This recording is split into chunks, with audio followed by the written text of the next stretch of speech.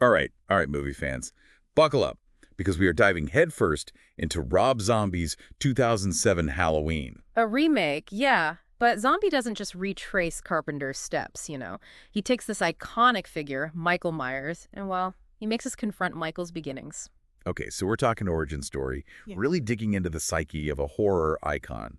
And we're lucky enough to have both the theatrical cut and the unrated cut to compare, which always adds a whole other dimension. Absolutely. Because an unrated cut, that's where the filmmakers often tuck away the really raw, intense stuff, the stuff that makes you lean in and go, whoa, did they really just go there? And believe me, they go there. Oh, Especially in those first scenes of Michael's childhood. You're talking about a full-on plunge into the deep end of dysfunction. Right from the start, you get this sense of simmering tension, like something's about to boil over. you can really feel the pressure cooker atmosphere Zombie creates. The bullying Michael endures, the volatile home life, it's all there, laid bare. You see those cracks in his young psyche, these glimpses of something deeply troubled. It makes you wonder, is this nature or nurture? Is Michael inherently evil, or is he a product of his environment? It's the age-old question, isn't it? And Zombie uses the theatrical and unrated cuts to explore both sides of that coin, toying with our perceptions. Exactly, you hit the nail on the head. Now, the theatrical version streamlines things a bit, right? You get the major beats leading up to that fateful Halloween night.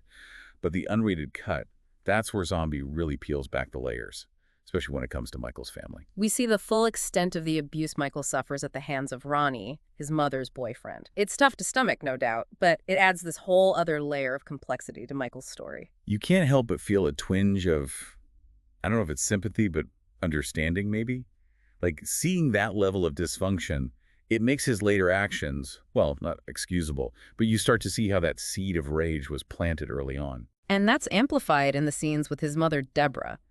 She's clearly a woman barely holding it together, working as a stripper, trapped in this toxic relationship, desperately trying to cling to some semblance of normalcy. Yeah, and she loves Michael, you can see it, but there's this sense of helplessness. Like she knows something's not right with him, Yeah. but she's powerless to stop it. There's this one scene in the unrated cut right before she leaves for work, and she tells Michael she loves him. It's a small moment, easily missed, but it's loaded with tragedy. It's like even in that bleak and disturbing environment, there's a glimmer of hope, a spark of genuine human connection. It makes you wonder, could that have been enough to save him? Or was the darkness already too deeply ingrained? Yeah, it's like watching a car crash in slow motion. You know it's coming, but you can't look away. And that's just the beginning. We haven't even gotten to Michael's first kill the moment he crosses that line from troubled kid to something far more sinister. And the way Zombie depicts that violence, even in those early acts, it's brutal, unflinching, and it really sets the tone for what's to come. Yeah, that first kill, that eruption of violence, it hits different depending on which cut you're watching. Right. Both versions show us the murders of Judith, Michael's sister, and her boyfriend, but the unrated cut, well, let's just say Zombie doesn't hold back. He throws in the brutal murder of Ronnie, too. It's intense, and it really underscores the idea that Michael's rage is indiscriminate. It's like this explosion, this outpouring of pure, primal anger that he can't control, and it's terrifying because it's clear he's not just a kid acting out. There's something deeply, fundamentally wrong there. And yet there's this weird sense of, I don't know if it's pity, but something akin to it, especially in the unrated cut, when you see the aftermath of what he's done. Deborah's reaction, her utter devastation, it adds this whole other layer of tragedy. It's like you're witnessing the complete implosion of a family, the shattering of any hope for normalcy. Heavy stuff, man.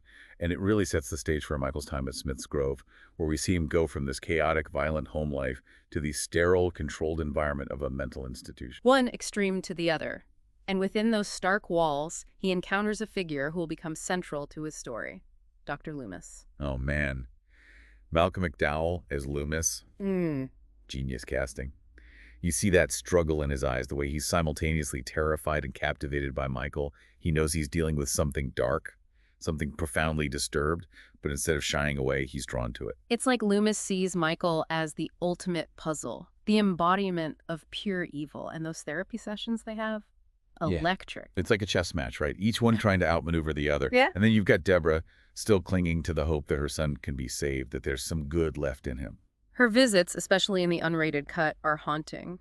She brings him masks, almost encouraging his fascination with the macabre. It's like she's unknowingly feeding the very monster that destroyed her family. It's heartbreaking, you Yeah. know. Even in her grief, she's inadvertently nurturing the thing that took everything from her. And then comes the incident that shatters any remaining hope. The murder of the nurse. Both cuts show it, and it's a turning point. Michael embraces the darkness, becomes the thing everyone feared he was. No turning back after that.